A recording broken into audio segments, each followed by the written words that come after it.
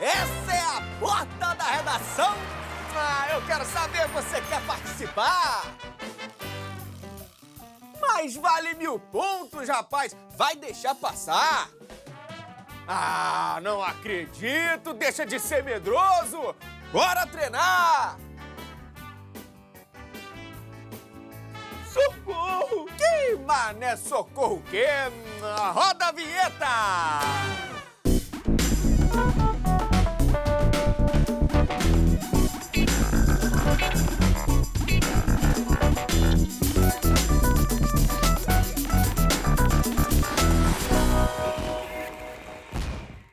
Hora do Enem já começou com aquele assunto que domina corações e mentes. Ah, Brasileirão! Não. Game of Thrones. Pô, aquele inverno, mó friaca, pior que Curitiba, mano. Tô ligado. Nada disso. O pedigree da pereba do meu Joanete. Hã? Tem pedigree, tá? Aqui, ó. Sai daí, sai. Não é nada disso. É a redação. E quem vem ajudar a gente são eles dois. A dupla que não teme o tema. Teme o tema? Péssimo isso. Péssimo.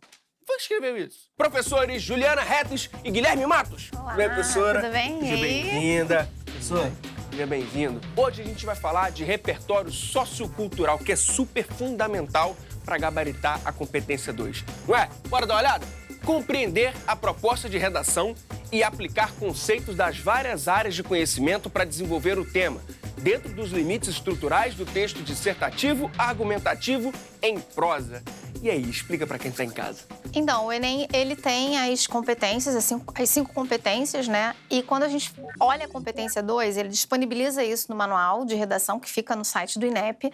A gente consegue perceber a diferença entre, né, uma redação que ganha 160 nessa competência para uma redação que ganha 200. Só vai ganhar 200 aquele candidato que compreendeu o tema, que escreveu de acordo com o gênero dissertativo, argumentativo, mas que também conseguiu apresentar esse repertório sociocultural, né? Ou seja, como se fosse a cereja do bolo, né? Ele conseguiu ir um pouco além do que os outros demais candidatos ou aquilo um pouco além do que se espera para alguém que está fazendo uma redação de maneira geral, né? Enfim. Nós trouxemos um exemplo de uma candidata que tirou 1000 na redação de 2016, Caminhos para combater a intolerância religiosa no Brasil.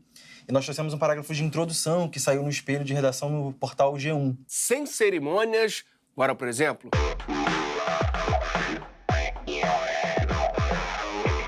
Exemplo na tela. E aí, bora lá.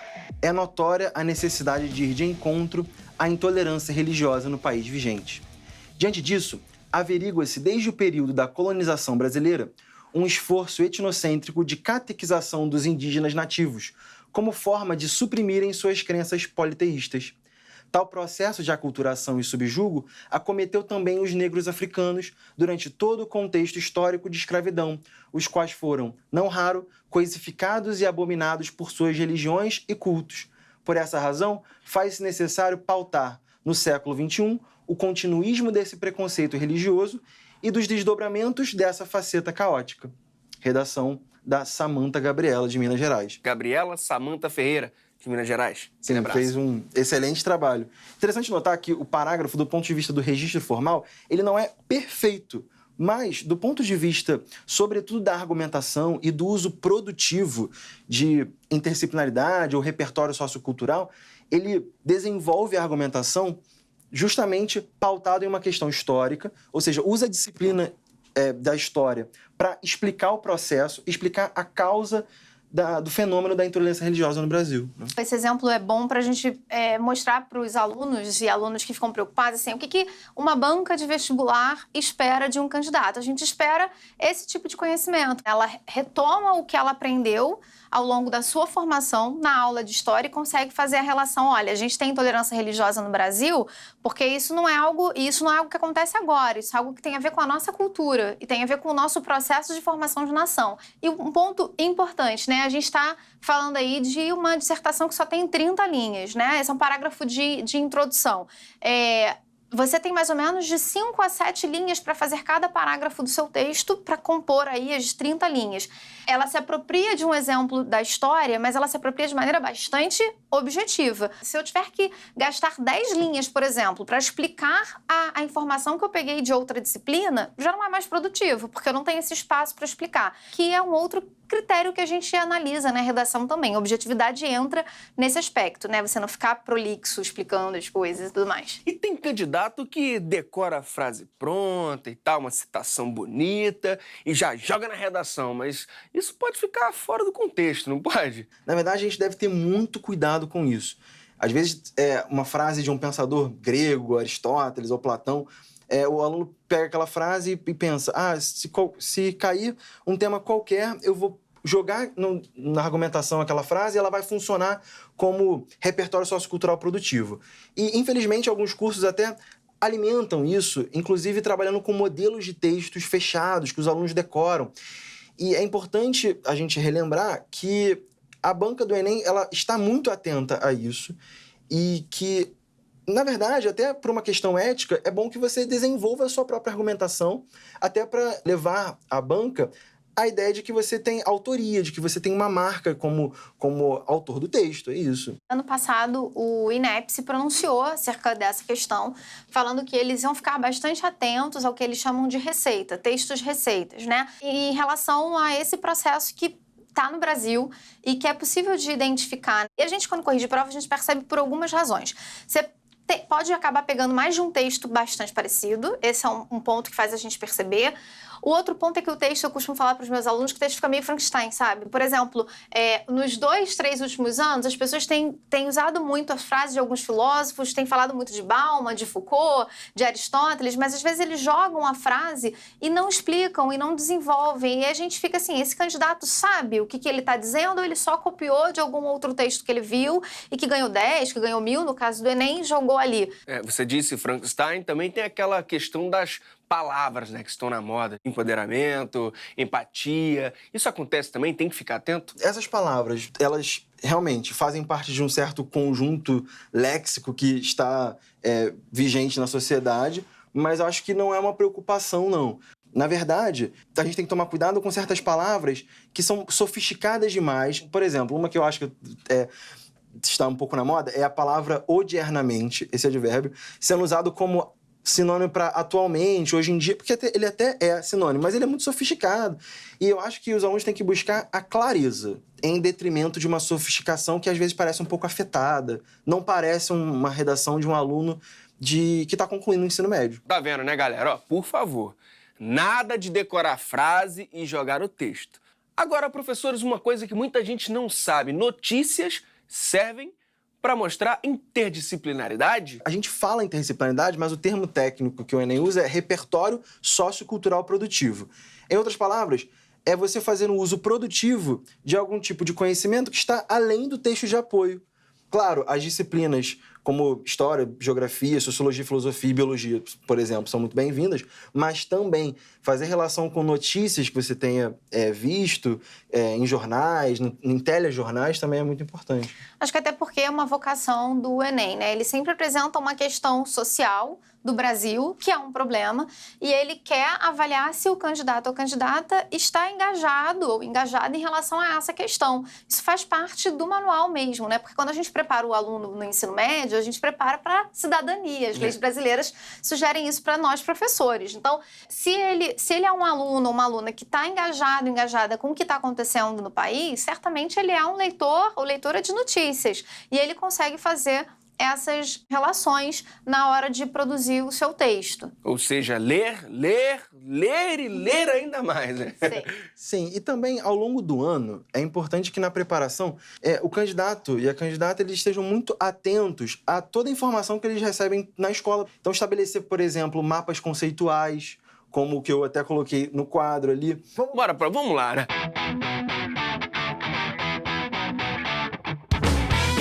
O aluno está estudando América Portuguesa, uma matéria que geralmente no terceiro ano vem logo no início do ano, ou mesmo às vezes no primeiro ano do ensino médio. Por exemplo, foi uma invasão violenta, bastante traumática, e claro, envolveu os indígenas. Será que é possível cair no Enem uma banca que preza por questões transversais, que passam por várias disciplinas. Será que a questão indígena ela é uma questão grave hoje na sociedade brasileira? Sim. Então, a América Portuguesa pode te ajudar a explicar o processo atual pelo qual sofrem os indígenas. Ou, por exemplo, conflitos agrários. Então, manter esse olhar, de certa forma, malicioso em relação às matérias que você está aprendendo. A questão das capitanias hereditárias. Certamente o professor de história vai fazer essa relação com a atualidade. Olha, as capitanias hereditárias guardam uma relação bastante intrínseca com o problema da distribuição de terras no Brasil. Sempre manter essa relação com as disciplinas que vocês forem aprendendo ao longo do ano, é importante. Onde eu posso buscar repertório? A sua pergunta é bastante legítima, a dificuldade dos alunos. Me parece que tem uma razão, né? A gente fragmenta o conhecimento, a gente divide o conhecimento em disciplinas, a gente divide o conhecimento em áreas de conhecimento. Mas a gente pode pensar, né? A filosofia lá atrás, antigamente, não estudava separadinho, né? Estudava o todo. E aí o Enem traz essa proposta interdisciplinar na sua prova, quando ele separa por matrizes, né? Essa área de conhecimento, ainda que mantenha uma separação, ele bota matérias, as ciências da natureza, ele tenta juntar matérias que sejam mais próximas, né? Então, ele traz essa proposta de interdisciplinaridade e a gente, na escola, começa a repensar o nosso ensino também, então a gente também precisa voltar para muito antigamente e pensar o ensino como o conhecimento como um todo. Então, a sugestão que eu dou, né, além do que o Guilherme já tinha falado, ficar bem atento ao que está sendo dado na escola e fazer a relação com os temas, né? Eu costumo até falar para os alunos assim, a gente está tendo aula de redação, mas muitos têm a oportunidade de ter aula de filosofia, de sociologia, por exemplo. Fica com um caderno, escreve alguns conceitos, até algumas frases mesmo que eles tenham escutado e que eles possam fazer essa relação conceitual. Poxa, isso cabe para um tema ligado à violência gratuita, isso cabe para um tema relacionado aos índios, né? Uma outra estratégia que eu utilizo com as minhas turmas e até para mim mesmo quando eu vou montar a aula enquanto eu estou lendo o texto de apoio, a coletânea, que o Enem apresenta pra gente, eu tento fazer um exercício mental de o que eu vi na escola, nas matérias de história, geografia, sociologia e filosofia, o que eu já li de livro que tem a ver com esse tema, né? O que eu vi de filme que tem a ver com esse tema, o que eu sei de música que tem a ver com esse tema, porque é essa tentativa mesmo de trazer aquilo que está ao meu entorno para o tema que está sendo abordado pela banca, né? Notícia vale também, né, professor? Como eu disse, embora a gente fale de interdisciplinaridade, a gente fala de, na verdade, o termo técnico lá que o Enem usa é repertório sociocultural produtivo. E aí, nesse sentido, uma notícia também entraria como um uso produtivo, interessante, frutífero para um parágrafo na sua dissertação. Repertório cultural é o assunto. Pronto, professores? Exemplo na tela. E aí, bora lá. Consumo de antidepressivos cresce 74% em 6 anos no Brasil. O LIDE fala, pesquisa feita por seguradora de saúde aponta que a compra de remédios contra a ansiedade também está em franca ascensão. E o texto? De acordo com o relatório divulgado pela Organização Mundial de Saúde, a OMS, ou seja, uma fonte com bastante relevância, a população brasileira é a mais deprimida da América Latina. Essa triste constatação acaba de receber reforço de um levantamento realizado pela Sul América. Em 6 anos, houve um salto de 74% no número de antidepressivos adquiridos pelos segurados dessa operadora. Foram 35.453 unidades em 2010, contra 61.859 em 2016. Como é que a gente faz para preparar os alunos para Enem? A gente vai vendo o que está acontecendo no Brasil, o que está sendo muito noticiado, o que tem programas de reportagem que seja, ou o que está sendo uma preocupação do Ministério da Educação, do Ministério da Saúde, do Ministério da Segurança. Enfim, a gente vai vendo o que é uma preocupação do país para pensar em temas. Por que a gente pensou nessa notícia para falar aqui no programa e depois fazer o parágrafo? Bom, a gente tem hoje muitas notícias falando em relação à saúde mental do brasileiro. É um possível tema? Sim, né? E aí, até eu também falo muito para os alunos, a gente tem evidências, né? Evidências vêm de visão. Você olha à sua volta, muitos de nós estamos precisando, né, tomar antidepressivos, temos ido a psicólogos, enfim, tem sido uma realidade muito presente, muito próxima da maioria de nós, né?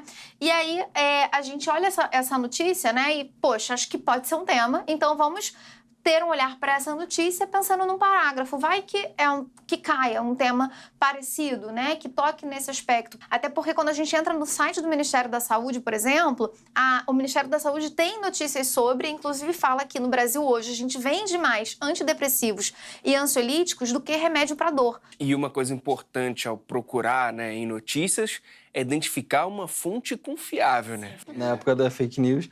E também é interessante, acho que, lembrar aos alunos que, embora você não lembre, às vezes, do número exato da porcentagem, você consegue perceber a tendência. Você lembra, não lembro exatamente, mas eu lembro que era uma maioria expressiva. E você pode colocar, houve um aumento expressivo, ou a grande maioria. Por exemplo, você não lembra exatamente a quantidade, a porcentagem de negros e pardos no sistema penitenciário, mas você sabe que é a maioria, você lembra disso. E aí, temos um exemplo de parágrafo, é isso? Sim.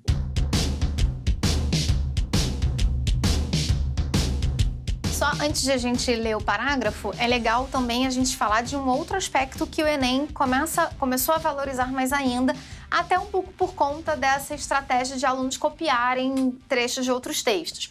Agora, para você ganhar o ponto no repertório sociocultural, é importante que você não o apresente só em uma parte do texto, porque muitos alunos matavam esse ponto já na introdução. Eu tenho que ter repertório sociocultural, vou copiar aquela introdução que um aluno do ano retrasado tirou 1000, que cabe também para esse tema, e jogo lá. Não, agora ele também quer que você apresente o repertório sociocultural dentro do seu processo argumentativo. Ou Então seja, ele vem costurando o texto exatamente, inteiro. porque ele quer realmente avaliar a habilidade do candidato de pegar o que é externo e trabalhar dentro do seu texto, né? Fazendo a argumentação com aquele dado. E vocês trouxeram um exemplo aqui pra gente. Isso, um parágrafo de desenvolvimento. É importante destacar que o padrão de felicidade da sociedade atual talvez seja uma das principais razões para que tantas pessoas estejam infelizes.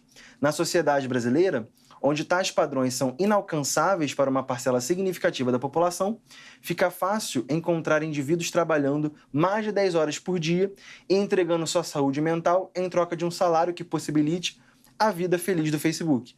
Dessa forma, é fácil explicar o aumento de mais de 70% do consumo de antidepressivos e ansiolíticos no país.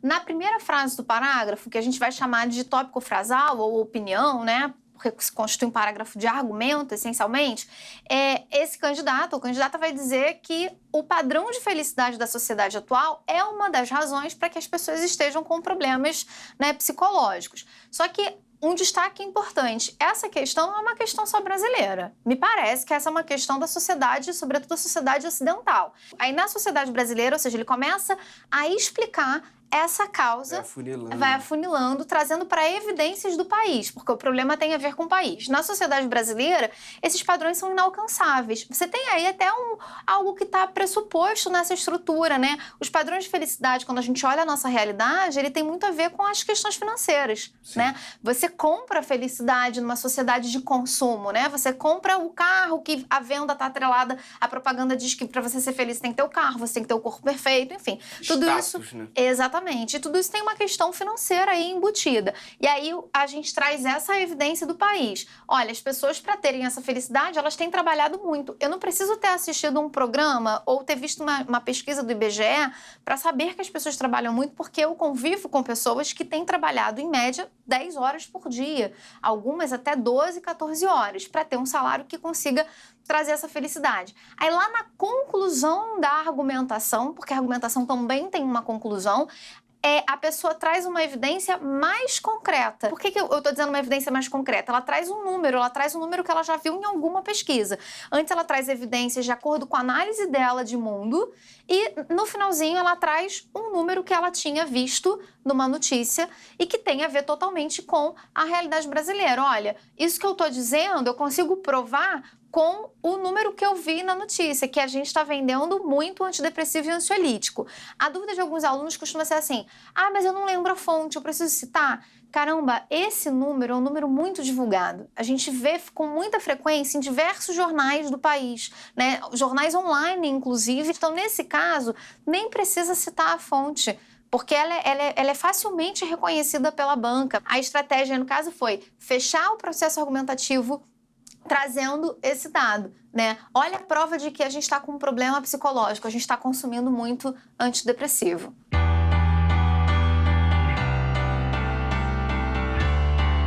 Bora Bora ver mais um exemplo do repertório no desenvolvimento? A candidata Amanda Carvalho Maia Castro, Valeu, Amanda. no Enem de 2015, cujo tema era a persistência da violência contra a mulher na sociedade brasileira, ela diz o seguinte: o Brasil ainda não conseguiu se desprender das amarras da sociedade patriarcal. Isso se dá porque, ainda no século XXI, existe uma espécie de determinismo biológico em relação às mulheres, contrariando a célebre frase de Simone de Beauvoir: não se nasce mulher, torna-se mulher. A cultura brasileira, em grande parte, prega que o sexo feminino tem a função social de se submeter ao masculino, independentemente de seu convívio social, capaz de construir um ser como mulher livre.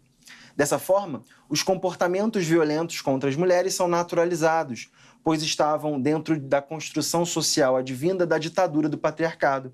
Consequentemente, a punição para este tipo de agressão é dificultada pelos traços culturais existentes e, assim, a liberdade para o ato é aumentada. Porque, assim, nesse ano eu lembro claramente que na prova de Ciências Humanas do dia anterior, do sábado, tinha uma questão sobre essa frase. E a resposta, se não me engano, era justamente marcar lá que era Simone de Beauvoir. Então, ela tinha acabado de ver no dia anterior essa frase e ela usou esse conhecimento, que é quase uma espécie de argumento de autoridade mesmo, para dizer que o machismo é uma construção social que perpassa a história e que, na verdade, tenta negar ou desvirtuar ou manipular um sentido biológico, dizendo que as mulheres são mais frágeis, que há ela diz, né, um determinismo biológico em relação às mulheres. E, de certo modo, a gente retoma um pouco a história, né? Me parece, assim, quando uma das possíveis produções de sentido, porque quando ela fala assim, o Brasil ainda não conseguiu se desprender das amarras da sociedade patriarcal, a gente está falando de um país que se dá a partir de uma colonização portuguesa, né? A partir de uma lógica, eu li isso, me lembrei do quadro do Debré, né? Em que a gente tem lá como é que ele retrata a sociedade carioca. O funcionário vai à missa com a família. Isso. Assim. Aí e aí o homem tá na frente, tem os filhos, a mulher e as amas de leite, as escravas. Pois é, ele está ali nessa pintura demonstrando bem como é que era a relação, né, social no que tange o homem e a mulher lá atrás. Eu não vou dizer que ela quis dizer isso, porque eu não a conheço. Mas quando a gente é leitor e está lendo o texto, a gente automaticamente, me parece, voltar à história, né? Porque a gente está falando da nossa sociedade com o machismo, ele não é... Ela explica por esse caminho, inclusive. Ele não é uma questão pontual da nossa sociedade, ele é uma questão da cultura. E quando a gente fala de cultura, a gente está falando de estrutura fundante de sociedade. E faz com que mulheres sejam tratadas de maneira inferior a homens. Aí ela, né, traz brilhantemente a frase da Simone de Beauvoir, falando dessa questão do determinismo biológico. A mulher tem que ser inferior mesmo, porque naturalmente ela é inferior, ela nasce inferior. Eu sempre me questiono, mas assim, é possível a gente argumentar alguma coisa sem repertório sociocultural? Me parece que não, porque para a gente argumentar qualquer questão na sociedade, a gente precisa de vários aspectos que perpassam essa sociedade. No Enem, a gente espera que o candidato marque mais isso, mas de todo modo, toda argumentação traz conhecimento de mundo, né? E aí a gente só precisa marcar para ganhar o ponto lá na banca, né? Tá vendo como é que faz, galera? Depois desses conselhos fica mole, né? Professores, por gentileza, venham cá pra frente. Alguma última dica para quem tá aí começando a se preparar pro Enem?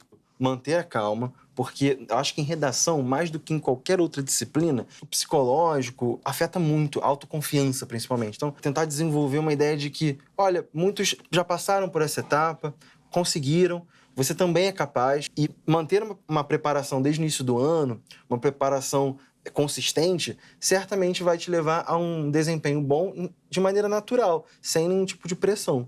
Importante, a dica que todo professor de redação dá é pratique. A gente falou muito hoje de repertório sociocultural que tem a ver com leitura, mas um bom leitor, ele não é necessariamente um bom escritor. Porque para você ser um bom escritor, você precisa também escrever. Então, a sugestão pega temas passados, escreve a redação a partir de temas passados, é um ótimo treino. O Enem não muda a sua lógica temática, ele espera do candidato, ele deixa isso muito claro para os candidatos, espera que o candidato identifique o problema, apresente as causas e dê a solução. Professora Juliana. Obrigada, é sempre um prazer. Que isso, o prazer é todo nosso. Muito obrigado mesmo por toda a ajuda. Voltem sempre. É isso aí, gente. Treina que o seu texto melhora. E tem vários outros programas de redação lá no nosso canal, youtube.com/TV Escola. Abraço! Tá aqui, não tá não?